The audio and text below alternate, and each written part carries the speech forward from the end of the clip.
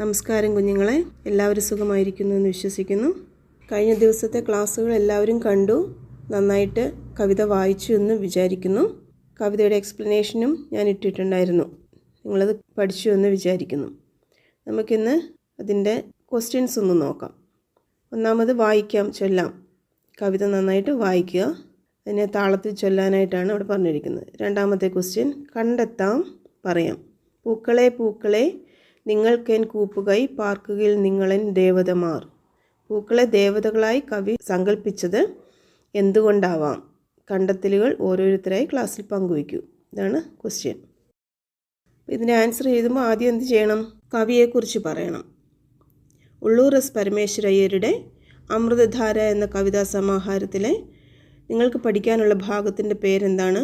പനിനീർപ്പൂവ് എന്ന കവിതയിലെ 2 വരികളാണ് ഇവിടെ പറയുന്നത്.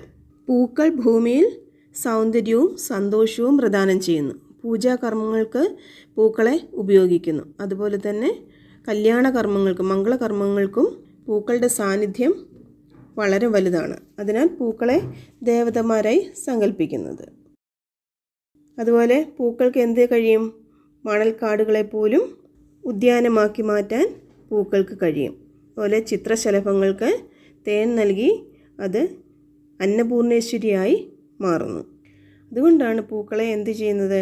പൂക്കളെ ദേവതമാരായി കവി സങ്കല്പിച്ചിരിക്കുന്നത്. ഭൂമിയെ സുന്ദരമാക്കാനും പ്രകൃതി ആസ്വാദകർക്ക് ആനന്ദം പ്രദാനം ചെയ്യാനും പൂക്കൾക്ക് കഴിയും. നമുക്കിനി അടുത്ത ക്വസ്റ്റ്യൻ നോക്കാം. അഭിപ്രായക്കുറിപ്പ്. സ്വതേ മനുഷ്യർ സുന്ദരന്മാരാണ്, സുന്ദരികളുമാണ്. ഉറൂബ്. ഒന്നല്ലി നാമയി സഹോദരരല്ലിപ്പൂവേ, ഒന്നല്ലി കൈഹ രചിച്ചത് നമ്മയെല്ലാം. കുമാരനാശാൻ. നിന്നുടെ ജീവിതം മോശമെന്നല്ലി ഞാൻ ചൊന്നതെന്നോമനെ മാപ്പു നൽകൂ. ഉള്ളൂർ. ഓരോന്നിനും ഭൂമിയിൽ അതിൻ്റേതായ സൗന്ദര്യവും സ്ഥാനവുമുണ്ട്. മുകളിൽ കൊടുത്തിട്ടുള്ള വാക്യവും വരികളും വിശകലനം ചെയ്ത് സ്വാഭിപ്രായം രേഖപ്പെടുത്തുക. ആദ്യത്തെ വരികൾ PC കുട്ടിക്കൃഷ്ണൻ എന്ന ഉറൂബിൻ്റെ സുന്ദരികളും സുന്ദരന്മാരും എന്ന കഥയിലെ ഒരു വരിയാണ്. ഇവിടെ ഉറൂബ് പറയുന്നത് എന്താണ്? ബാഹ്യമായ സൗന്ദര്യത്തിനുമപ്പുറം ഓരോ വ്യക്തിക്കും ആന്തരികമായ സൗന്ദര്യവുമുണ്ട്. പുറമേ കാണുന്ന സൗന്ദര്യത്തിൽ നമുക്ക് ആരെയും വിലയിരുത്താൻ സാധിക്കില്ല. അതായത് ഓരോരുത്തരുടെയും സ്വഭാവവും അവരുടെ സൗന്ദര്യത്തെ അടിസ്ഥാനമാക്കി ഉള്ളതാണ്.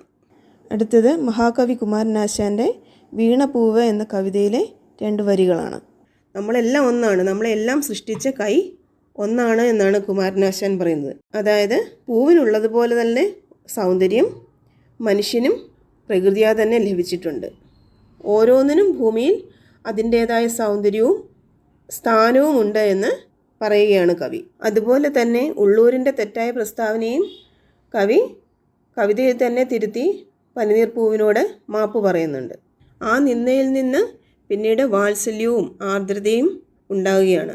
പൂവിൻ്റെ ജീവിതം ലക്ഷ്യപൂർണ്ണമാണെന്നും അതിന് സൗന്ദര്യപൂർണ്ണമാണെന്നും കവി തിരിച്ചറിയുന്നു. അതിന് ഒരു സ്ഥാനമുണ്ട്.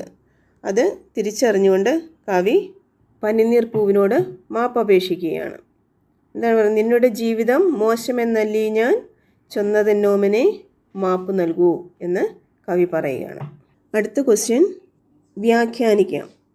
തെറ്റെന്ന് വീണ്ടും ആ പൂവിനോടോതിനേൻ, തെറ്റിപ്പോയി ഞാനൊരു ബുദ്ധിഹീനൻ. താൻ ബുദ്ധിഹീനനാണെന്ന് കവി പറയാനിടയായ സാഹചര്യം എന്താണ്? പിന്നീട് കവിയുടെ ചിന്തയിലുണ്ടായ മാറ്റങ്ങൾ എന്തെല്ലാം? ഈ ചിന്തകൾ പനിനീർപ്പൂവിനെക്കുറിച്ച് മാത്രമാണോ? കവിത വ്യാഖ്യാനിച്ച് കുറിപ്പ് തയ്യാറാക്കുക. പ്രകൃതിയെയും പ്രകൃതി സൗന്ദര്യത്തെയും ജീവിതത്തെയും കുറിച്ചുള്ള സൂക്ഷ്മ നിരീക്ഷണമാണ് ഈ കവിതയിൽ നമുക്ക് കാണാൻ സാധിക്കുന്നത്. പനിനീർപ്പൂവിനോടുള്ള ആത്മഗതത്തിലൂടെ കവിക്ക് തൻ്റെ കാഴ്ചപ്പാടിൽ മാറ്റമുണ്ടാകുന്നു. ഈ ക്ഷണികമായ ജീവിതം ഈ പാഴ്മണ്ണിൽ അവസാനിക്കാനുള്ളതാണ് എന്ന് പറഞ്ഞ കവി പിന്നീട് ആ തെറ്റിദ്ധാരണ മാറ്റി പൂവിൻ്റെ നന്മകളെ കാണാൻ ശ്രമിക്കുന്നു. ക്ഷണികമായ ജീവിതം എങ്ങനെ അർത്ഥപൂർണ്ണമാക്കി തീർക്കാമെന്ന് കവിതയിലൂടെ കവി കാണിച്ചു തരുന്നു. ഈ ഭൂമിയിൽ എല്ലാവരുടെയും ജീവിതം ക്ഷണികമാണ്. അതുപോലെ തന്നെ എല്ലാത്തിനും അതിൻ്റേതായ സ്ഥാനവുമുണ്ട്. ഈ ക്ഷണികമായ ജീവിതത്തെ നമ്മുടെ പ്രവൃത്തികളിലൂടെ അർത്ഥവത്താക്കി തീർക്കുമ്പോൾ മാത്രമാണ് നമ്മുടെ ജീവിതം അർത്ഥപൂർണ്ണമായി തീരുന്നത് എന്ന് കവി ഈ കവിതയിലൂടെ നമ്മളെ പ്രബോധിപ്പിക്കുകയാണ്. ഇവിടെ കവി പനിനീർപ്പൂവിനെ മാത്രമല്ല പറയുന്നത്, ഭൂമിയിലുള്ള എല്ലാ ചരാചരങ്ങളുടെയും ജീവിതത്തിന് അർത്ഥമുണ്ട്. ഓരോരുത്തരുടെയും ജീവിതം അർത്ഥപൂർണ്ണമാണ്. അതിനെ അർത്ഥവത്താക്കി തീർക്കുന്നതിലൂടെയാണ് നമ്മുടെ ജീവിതം ധന്യമായി തീരുന്നത് എന്ന് കവി പറയുന്നു. അടുത്ത ക്വസ്റ്റ്യൻ, കാവ്യഭംഗി കണ്ടെത്താം. പാടുന്ന വണ്ടുകൾക്കൊപ്പമായി തെന്നലിലാടുന്ന നിങ്ങളെ ആർ മറക്കും. പാണിയാൽ സ്പർശിച്ചാൽ എന്തൊരു മാർദ്ദവം, വേണിയിൽ ചൂടിയാൽ എന്തു ഭംഗി. വരികൾ ചൊല്ലി നോക്കൂ. കവിതയ്ക്ക് ഭംഗി നൽകുന്ന എന്തെല്ലാം സവിശേഷതകളാണ് ഈ വരികളിലുള്ളത്? കൂടുതൽ വരികൾ കാവ്യഭാഗത്തു നിന്നും കണ്ടെത്തി അവതരിപ്പിക്കൂ. കാറ്റിൽ ആടി നിൽക്കുന്ന പൂക്കളെ കണ്ടിട്ട് കവി പറയുന്നത് എന്താണ്? വണ്ടിൻ്റെ പാട്ടിനൊപ്പം നൃത്തം വയ്ക്കുന്നതായിട്ടാണ് കവി പറയുന്നത്. അതുപോലെ പൂക്കളുടെ ഇതളുകൾ വളരെ മാർദ്ദവമുള്ളതാണ്. വളരെ മാർദ്ദവമുള്ള ആ പൂക്കൾ നമ്മുടെ മുടിയിൽ ചൂടിയാൽ എന്ത് ഭംഗിയാണ് എന്ന് കവി പറയുന്നു. അതുപോലെ പൂക്കളുടെ സാന്നിധ്യം കൊണ്ട് മരുഭൂമി പോലും സ്വർഗതുല്യമായി തീരുന്നു എന്ന് കവി പറയുന്നു. മറ്റൊന്ന്, വണ്ടുകൾക്ക് തേൻ നൽകിക്കൊണ്ട് പൂക്കൾ അന്നപൂർണേശ്വരിയായി മാറുന്നു. ഇതൊക്കെ ആ കവിതയിലെ സൗന്ദര്യങ്ങളാണ്, ആ കവിതയിലെ കവിയുടെ സൗന്ദര്യ സങ്കല്പങ്ങളാണ്.